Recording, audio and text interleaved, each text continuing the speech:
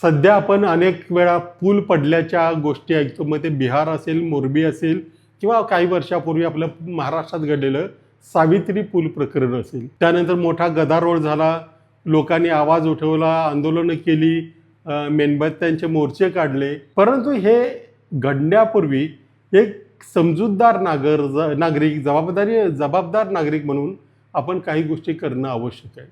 खरं तर असे जे पूल बांधले जातात त्याच वेळेला त्या पुलांचं एक आयुष्य ठरवलेलं असतं.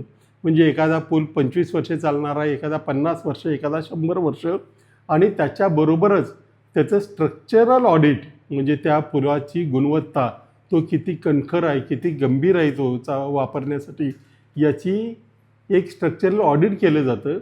आणि कायद्याप्रमाणे असं हे जे ऑडिट आहे, हे ऑडिट संकेतस्थळावर राज्य शासन असेल, महापालिका असेल किंवा आणखी कोणी PWT सारख्या संस्थेने बांधलेलं असेल तर ते स्ट्रक्चरल ऑडिट करणं हे बंधनकारक असतं. ते याच्यावर टाकणं, संकेतस्थळावर टाकणं हेही बंधनकारक असतं. परंतु तसं टाकलं नसेल, तुम्हाला ज्या पुलाबद्दल शंका आहे त्या पुलाची सगळी माहिती, म्हणजे त्याची निविदा कधी काढली, वर्क ऑर्डर काय काय होते, त्याच्यामध्ये जो असे पूल बांधतात त्यावेळेला तो जो ठेकेदार आहे त्याच्याशी करार केला होता, तो करार काय होता, किती कालावधीनंतर त्याचं स्ट्रक्चरल ऑडिट करणं बंधनकारक होतं, या सगळ्यांची माहिती तुम्हाला माहिती अधिकारांतर्गत मागवता येईल.